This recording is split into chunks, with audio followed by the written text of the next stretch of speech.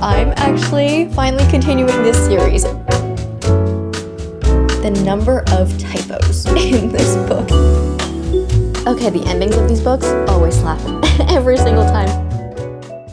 Hi everyone, it's me. Welcome to today's video. Welcome to episode 3 of 2026 of finishing or continuing more series that I'm in the middle of. We all love these videos. I know you guys love them. I personally love them. So we're gonna keep continuing to do this. Now, to update you with the current series count, I have recently gone through and audited the series that I'm in the middle of, and I've removed some from the list. I've added some to the list, I think, because some new releases have been announced, like the next installments of some of the series. So I've added those back onto the active series list. And so our consolidated list now stands at 15 active ongoing series, which honestly sounds great to me, especially knowing that out of those 15 series, there are only actually 3 of those that I can actively continue right now that have books that are released that I own. And so we're doing really, really good on these series right now, you guys. I feel like if we want to continue these vlogs moving forward after this one, we're actually gonna have to start some more series because yeah, I'm still waiting for a whole bunch of continuations to be released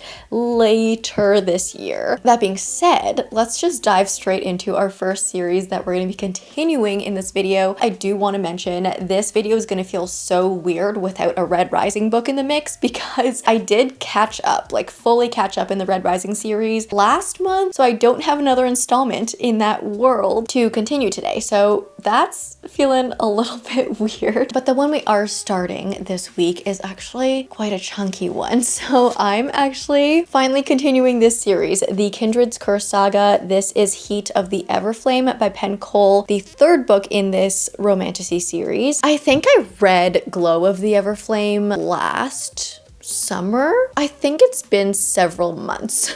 So as we get into it, I feel like this one is definitely something that I'm going to have to settle back into. This one, if you don't know what this one is about, the first book in the series is Spark of the Everflame, and we follow DM, who has been training to be a healer in the footsteps of her mother, and her mother's like a pretty good healer, so much so that she is often sent to the royal family to help heal them. But at the beginning of the story, her mother has disappeared.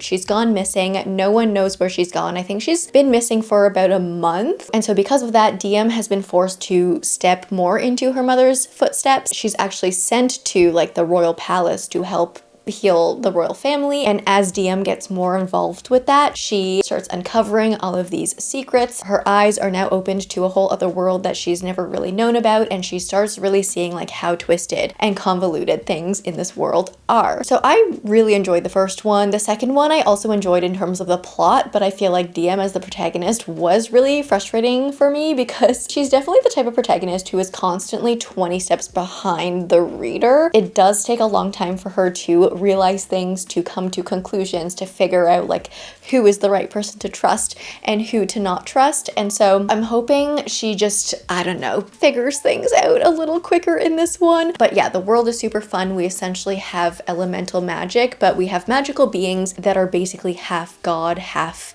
human or mortal or whatever you want to call it. The magic works in interesting ways where it's very tied to the land. Some magical laws have been put down. So if you are a magical being of like one region, if you step over the boundary lines to another region, your magic actually gets like deactivated essentially. You can't use your magic in other lands. And so I think this has been set in place to help sort of keep the peace in these different regions and, you know, like keep the divides clear. But a whole lot happened in the second book. And this one, hold on, let's just check the page length of it because I'm curious. Oh, only 836 pages. That's a breeze. I thought this was like a full 1,000, but it's only 836. Easy work, we can do this. But yeah, this is the first one we're gonna dive into, so let's get into it.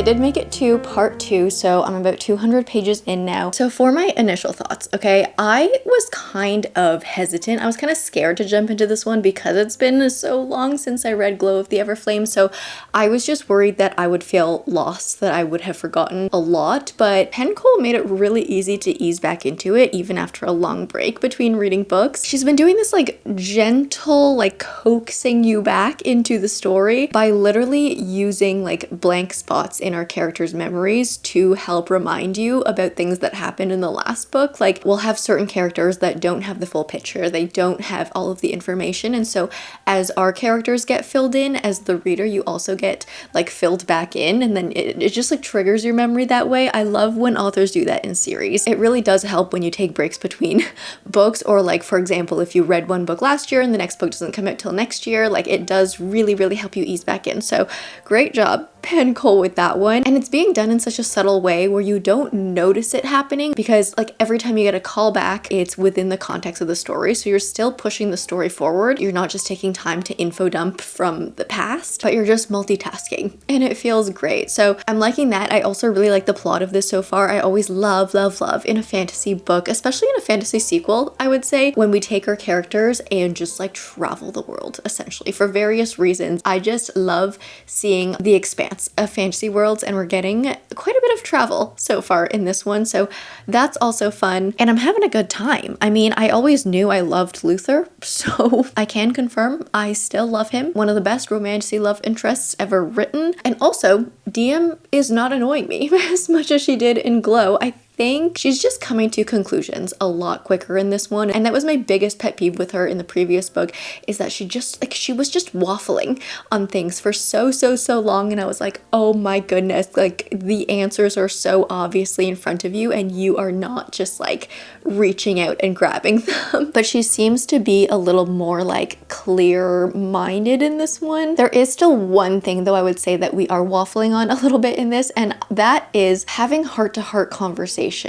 with various characters. I think like I love a heart-to-heart conversation, like I love a making up or a coming to an understanding with each other, but I feel like it's being repeated so many times, especially like just in the beginning of this book. We're having a lot of heart-to-heart conversations that ultimately result in the same thing, or like the same message being portrayed, so that's feeling a little bit repeaty for me right now, and I feel like some of those conversations could have been cut short, could have been cut out, and we could have probably made this book not 800 pages, but that's basically the only thing right now that I can notice that's like really taking me out of it. Everything else I am thoroughly enjoying at this point. So yeah, I've gotten to part 2. I'm gonna keep reading.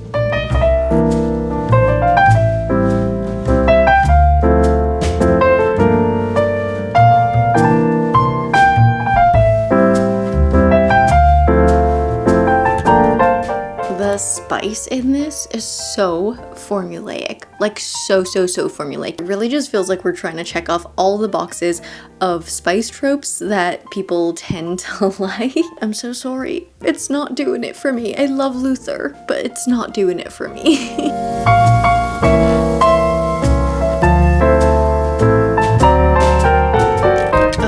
I take it back. I take it all back. DM is being annoying again. She's being annoying. She's being slow. She's just like, it takes so much for her to realize something. It's one of those cases where the foreshadowing or the hints are just too obvious. DM will make all of these observations. You know, she's actually very observant as a character. She will notice things and she'll be like, I wonder why he's doing that, or like, I wonder why that's happening. And as the reader, you're reading her observations and being like, well, to me, I feel like it's obvious why he's in pain, or like why he's doing that, or why whoever said that. But while she's observant, she doesn't know how to tie like 1 + 1 = 2. She doesn't know how to do that next step. And as a reader, I feel like it's just really frustrating to read, because DM will literally come to the realization 200 pages after I've come to the realization. And it's like, once she actually realizes, it's like, oh my God, Oh my god, finally. And then by the time that reveal is actually revealed, you're already over it and you're just so exasperated at that point. It's like, this doesn't even impact me anymore because I'm already over it. So she's doing a lot of that. I feel like it is almost like a really hard line with romantasy as a genre in general to be a little bit more mysterious. I feel like because the genre is quite formulaic, it's really hard to make a romantasy not predictable. And I just think Penn needs to give us less. Like throughout the story, give us less. The best plot twists or like the best emotional reveals are when you're sort of suspecting something is happening, like you get just enough crumbs to be like, oh, maybe this is happening. And then when it happens, you're like, ah, yes. And then you feel the satisfaction that you guessed it before it happens. But with this book, it's like you 100% know that's what's happening. And so it's not even satisfying when it comes to fruition. But all that to say, the plot is still really fun. There are actually some really interesting situations that our characters are getting in that are really forcing them to look deep inside themselves. And it's also forcing these tensions between them as well. And I'm finding that really creative and really well done. So I'm loving that. I'm loving the plot. I just need DM to like step it up. So I'm gonna keep reading. I am like halfway through. Also, by the way, I didn't mention that I'm about 400 pages in. So we'll see how the rest of this goes. I am, liking the overall direction of it. It's really, really fun to read, but I just need DM to either notice less or like if she does notice things, she needs to actually like critically think about why these things are happening and why she is witnessing these things. I'm gonna keep reading this though.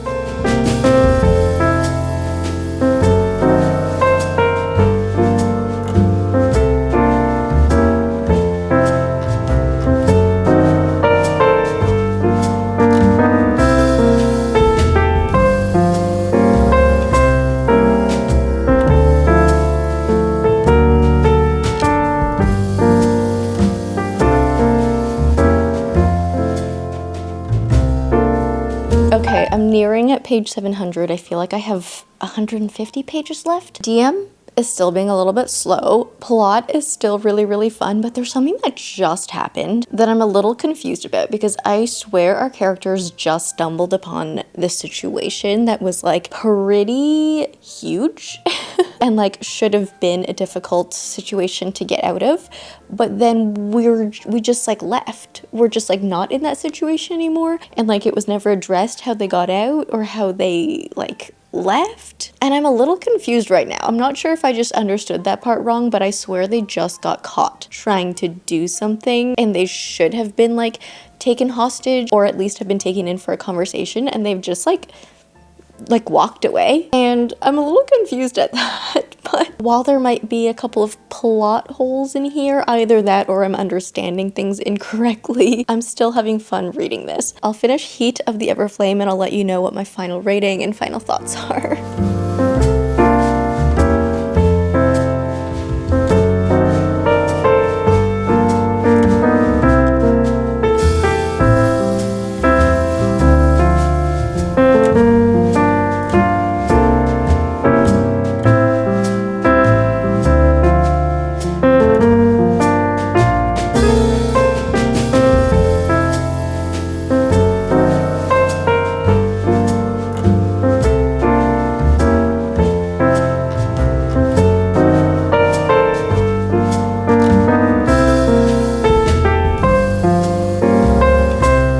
Okay, the endings of these books always slap.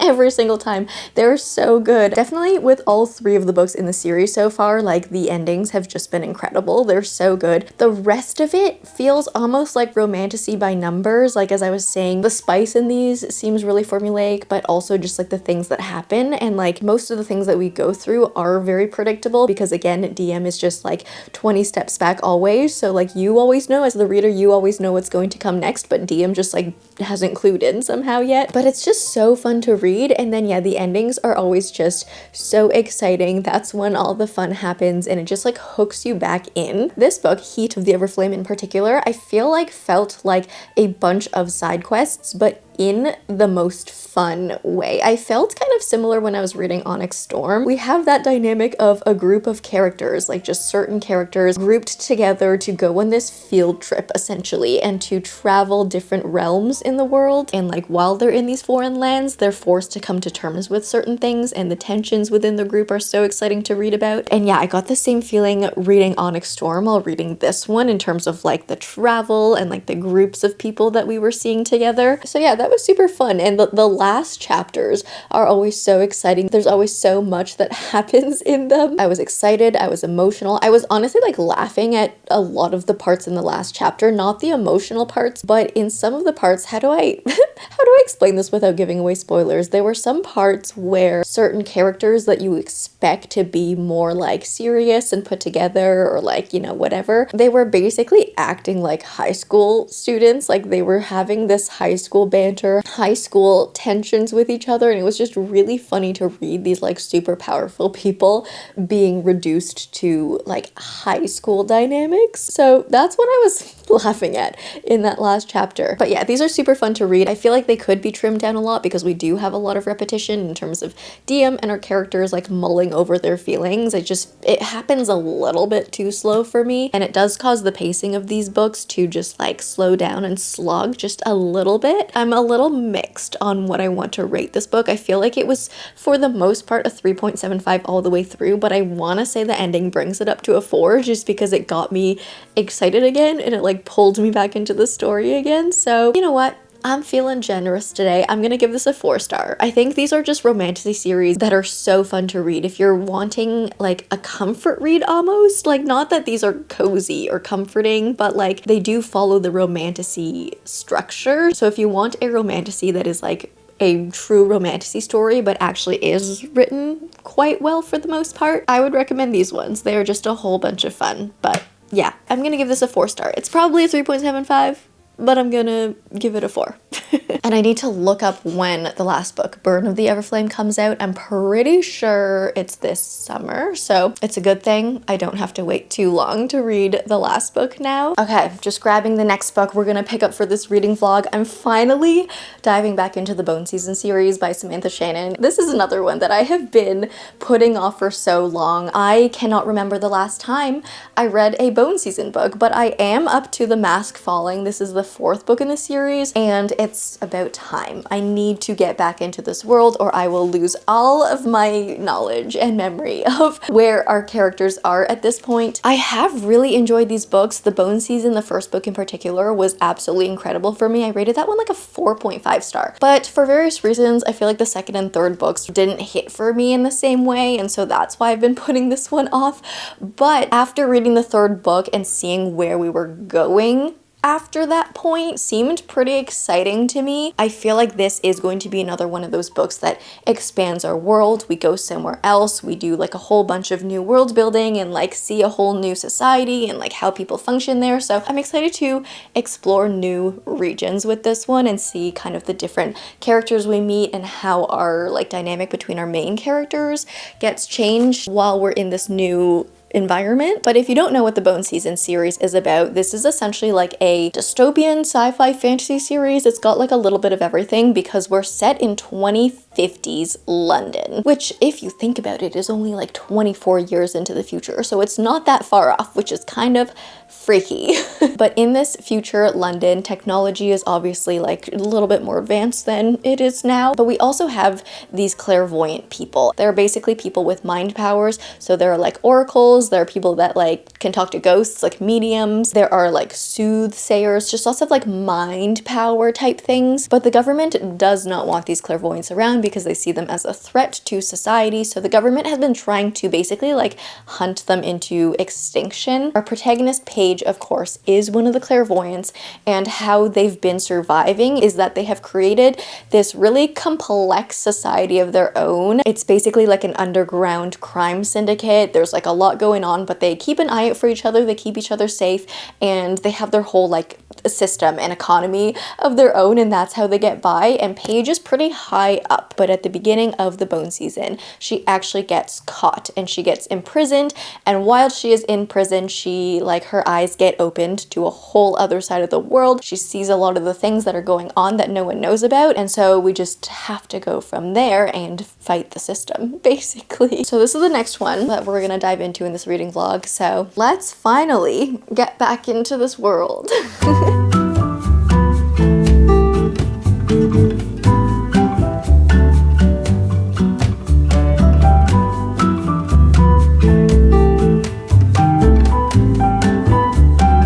I genuinely don't know what Samantha Shannon did to deserve this Bloomsbury treatment, but if there's one thing you can say about all her books, the print quality is so good. Like, the thickness of her pages, like, her books feel so sturdy and just so satisfying to read. And the font size and the line spacing and the margins of her books are just literally gorgeous. And this is through all of her books, like all the Bone Season books, all of the Priory books, like, they are just printed. They definitely, like, enhance the reading experience, but I don't know why Bloomsbury doesn't print all of their books like this. It's just Samantha Shannon books. Like, they're so high quality. Anyways, we already have a bunch of new maps in this one. I'm even more excited now. Okay, first of all, happy Sunday. Second of all, I'm on page 122 in The Mask Falling right now, and I'm having a lot of fun with this one. I will say, though, it did take me a little bit to get back into the groove of this one because it's been so long since I read the last one, and also this world just, like, has a hard time getting along with my brain, or rather, I should probably say my brain has a hard time getting along with this world, because there's just something about crime syndicates that, like, messes around with my brain. It's harder for me to absorb a crime syndicate world versus, like, a medieval fantasy world, and the way Samantha Shannon does it in particular is always just a little bit hard for me to, like, take in and capture all the information and retain it. I think it's just the names of things also, like with the clairvoyance and the more, like, sci-fi elements in these books. I feel like the verbiage that is being used in the names and stuff for some reason just doesn't mesh with my brain. But that being said, I am fully back into this world, this book now, so that's a good thing. I feel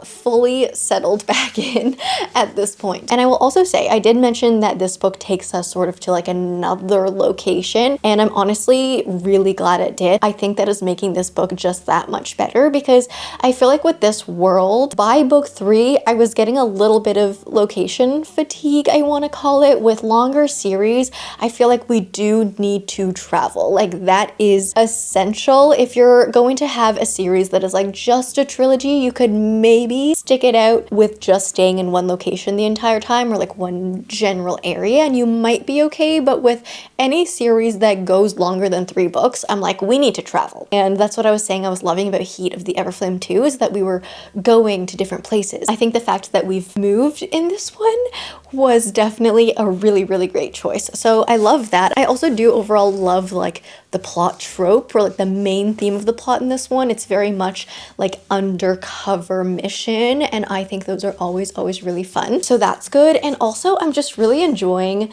seeing our 2 main characters interact a little bit more. I feel like in the previous book, they did interact, but it was definitely more of a side plot, their interactions, but they're very much more in close quarters in this one, and so we're seeing a lot more interaction between them. And there's just something so odd about the way that these 2 main characters talk to each other, and I mean that in the absolute best way. Like, their dynamic is so strange, but it's so fun to read about. I actually love their dynamic together, even though it's, like, a little jarring. There's something weird about it. It feels almost like art film, kind of, where they're both so different. They're constantly on different wavelengths. So when they're having conversations with one another, you're kind of thinking, like, how is this working right now? Like, your energies are clashing always, but for some reason, I like it. I don't know why I like it. It's very odd. It's very strange. The power dynamic between them is also always, like, a little bit off kilter, but I I enjoy it. It's really fun. So I enjoy it. It's really interesting to read, and I actually like seeing them figure out how to communicate with one another and get into like their own flow themselves, and how they can still understand each other and get so deep into each other's hearts while being on such different wavelengths and just being so different in general. So I'm having a lot of fun. I hope the like covert mission stuff continues, because like that is just, I feel like I actually am really in the mood for that type of a story right now. So it's good that I picked this up during this mood, but I'm gonna continue The Mask Falling and see how the rest of this goes. Alright, you guys, we're getting to the end of The Mask Falling. I'm about like 350 pages in. There's about 100 pages left, so we're getting near the end here. I think still overall I'm enjoying this. What I'm really liking about it is that the plot is very concentrated. We have one major task or mission that we want to accomplish, and everything that has been happening has been really directly leading up to this task. So it just feels very opposite to Heat of the Everflame, which I think is good, because as much as I loved the side questiness that was Heat of the Everflame, I also like a really focused mission type of a plot. So I really do enjoy both. It just depends on how it's done. And I'm really happy that I read these books back to back, because they are so different feeling. So that's good. I'm also still really loving how we're reshaping our characters in this one, kind of like redefining our values, also our relationships and all that. I think we have some really good character work in this. But something has been really distracting me while reading this, and that is the number of typos in this book. And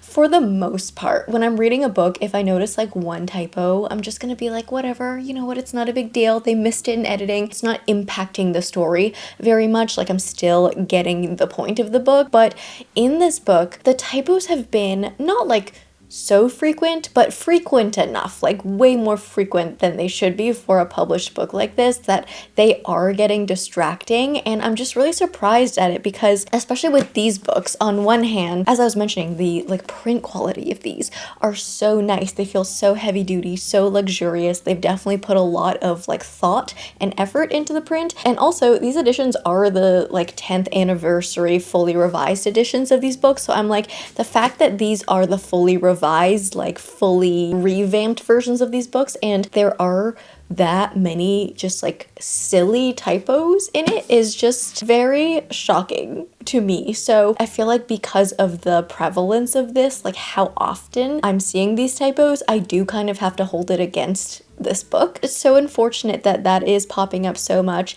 and being so distracting for me, because overall, outside of that, I am really enjoying the book. Yeah, I have about 100 pages remaining, so let's finish this one up.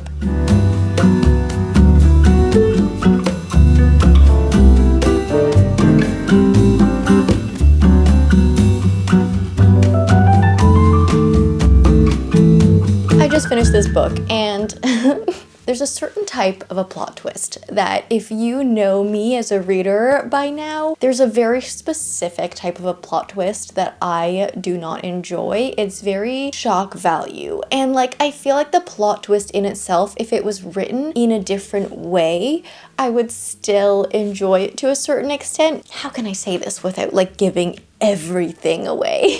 It just, for me, really depends on how the protagonist like deals with it. I don't know if I've just read too many books with this exact plot twist, but to me it feels a little bit cheap, if I'm gonna be honest. I feel like I used to enjoy these really like sensational moments, but I don't anymore. And it might just be because, yeah, I've read more books, I've consumed more media, I know what's going on. Like, when stuff like this happens, I know the truth behind it already. It's not like that shocking to me. It's more just like, oh my god, here we go again. The rest of the book, though, apart from the typos that I mentioned that were distracting, I feel like I did enjoy this book overall. I'm kind of hovering between a 3.5 and a 3.75 for rating for this one. I feel like because I'm just in the mood of being generous in this reading vlog, I'm gonna give it a 3.75. There is some really clever plotting. There is some really good character development, and Samantha Shannon's writing is really good, apart from like the random typos that we missed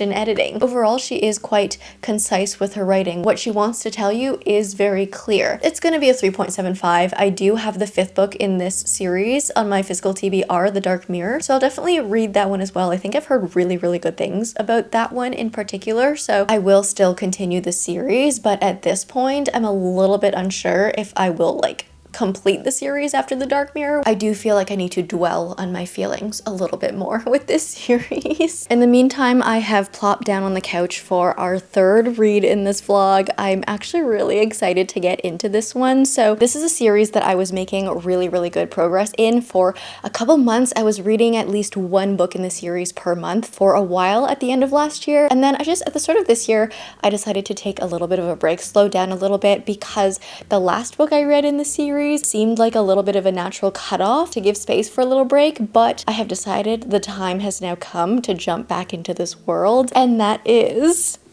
The Stormlight Archive by Brandon Sanderson. So as of this point, I have read The Way of Kings, Words of Radiance, Edge Dancer, and then Oathbringer. And so I am now actually on Dawnshard, which is the second novella in the series. So this one is not like 1,300 pages like the rest of his books are, but it's just a shorter little novella that helps connect Oathbringer and Rhythm of War. I actually don't know the full length of this one. So this is 214 pages. So definitely a short read, especially for Brandon Sanderson, but I'm really excited to dive into this one. So I'm sure you guys all know what the Stormlight Archive now is essentially a high fantasy. You know, we're in a war-torn land. We're following multiple perspectives of characters as they try to just like navigate through this war while maintaining their moral standards, like their moral codes and stuff. And we see how our different characters who come from different backgrounds struggle to keep their morality and have to figure out what's right, what's wrong, what should you do, what should you not do. It's one of those. There's a lot of like philosophy in it as well, which I enjoy. And of course, just like a really cool magic system. It's a really cool fantasy world, very in-depth with the magic and the world building. But I feel like after the first three like main books, so the first three books in the first novella, I feel like we have explored our three main characters that we started with. So while we do switch between more than 3 POVs throughout the books, there's kind of like an original 3 that you follow, and one of the books focused on one of those characters, the second one followed another one of those characters, and the third one mainly focused on the third one. So I feel like we've covered the kind of like emotional backstories of those 3 main characters, the big 3 if you want to call it that. So I genuinely don't know where we're going next, and I don't know what characters these next books are going to focus on, if it's going to follow that same pattern of like, yeah, you're still getting multi-POV, yeah, you're still like continuing to develop everyone's stories, but like who is going to be the hero of this one? I'm really curious to see. It does feel like at this point like the world has expanded again to almost like a whole other dimension kind of, but I don't know who this one follows. I honestly have not even looked it up, so I'm gonna dive into this one pretty blind. But yeah, I'm excited to get back into a Brandon Sanderson book.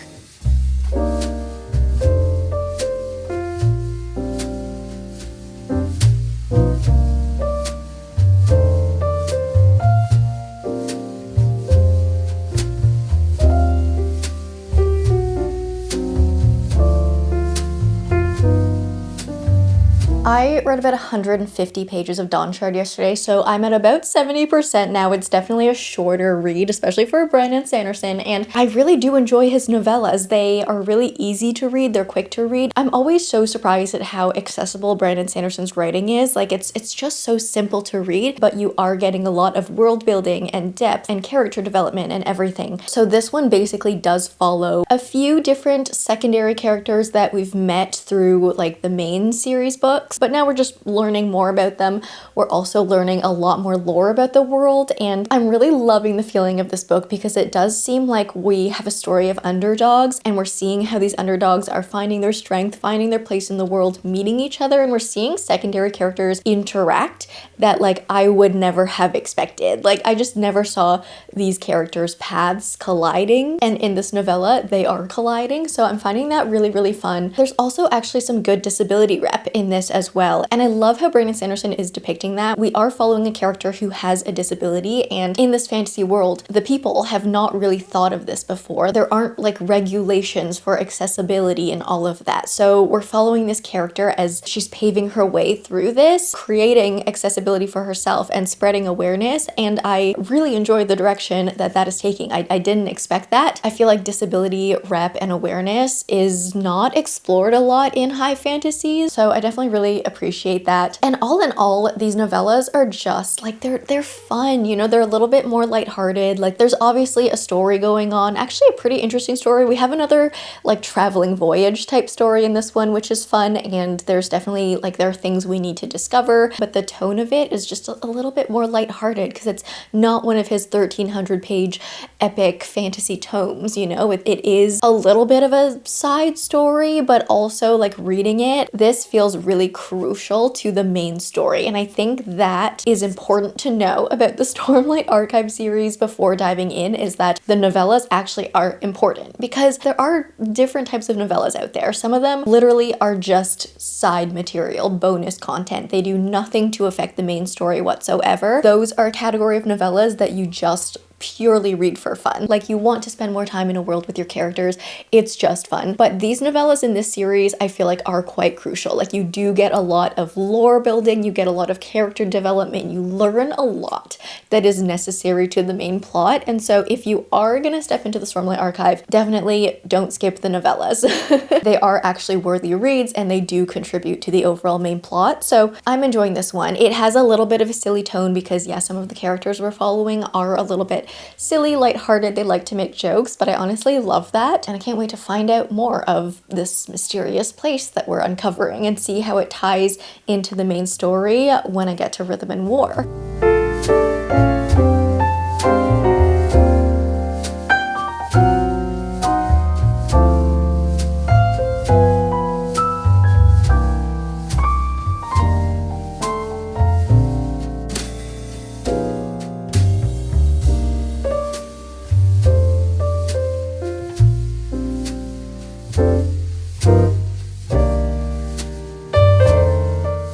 Okay, that was genuinely so cute and wholesome at the end.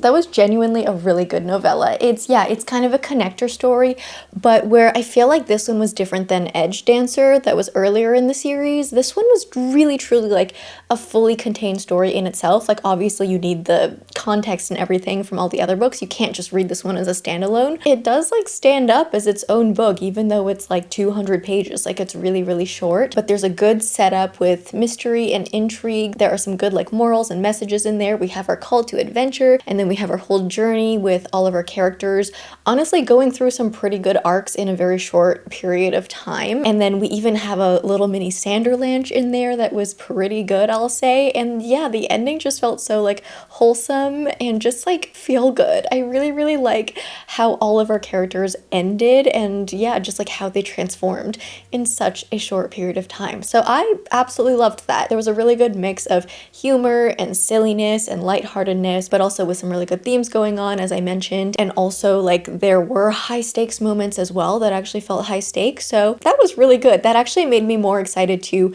continue to Rhythm and War, because I've been feeling kind of just like, as I said, I felt like I've been stuck after reading Oathbringer. I loved Oathbringer, but I just felt like I just needed a little bit of a cutoff, a little bit of a break, like it was a natural cut point. And now after reading this novella, I'm like, ooh, I can't wait to see what comes after this. Yeah, that was really good. I think I'm gonna rate this one a 4.25. I'm kind of like, I kind of want to give it a 4.5, but I'm like, it's just so hard to rate a short book like that a 4.5 or a 5-star, you know what I mean? So I think 4.25 suits this one. I think that fits. That being said though, it is time to do the most satisfying thing in the world, and that is to update the series tracker. Okay, here's our tracker. So I read The Mask Falling. That's the first one we can update. So the next one would be the Dark, what is it called? The Dark Mirror. It is still ready to continue because I have it on my physical TBR, and I've read 4 out of the 5 currently available books. I also read Heat of the Everflame, so this is now Burn. That'll be the next one, and that one's not ready to continue yet. This still needs to be published. And then the Stormlight Archive, I have read Dawnshard. Rhythm of War is next. Is it Rhythm of War or Rhythm and War? I'm pretty sure it's Rhythm of War, but this one I'm also ready to continue. I do have it, and I've read 4 out of 5 available books now. Oh, actually, I guess I wasn't counting novellas in this, so maybe I'll put this down to 3, because I have Rhythm of War And then what is the last one called? Wind and Truth. Yeah, we'll just leave the counts there. We won't count the novellas, even though they are crucial to read in the series. But all right, my count of series is still 15, but if you can see, 13 of these are actually waiting for the next book to release. So I don't actually have that many ongoing series I can read right now. I only have 2 active series that are ready to continue here. So I'm actually going to need to start some more series, which is a really, really fun place to be in. I feel like the next reading vlog I want to do is one where I do start some more series, and then we can like update the series roster, get some more going. So that's going to be a very, very exciting reading vlog. And yeah, I think I'm gonna do that next. I think I'm gonna start that vlog right after I finish recording this one. But okay, that being said, that brings us to the end of this reading vlog. So I hope you enjoyed this one. If you did, please leave me a like and a comment. If you don't know what to comment down below, let me know what series you are in the middle of. If you like me, subscribe, do that bell thing, and I will see you in the next one. Bye!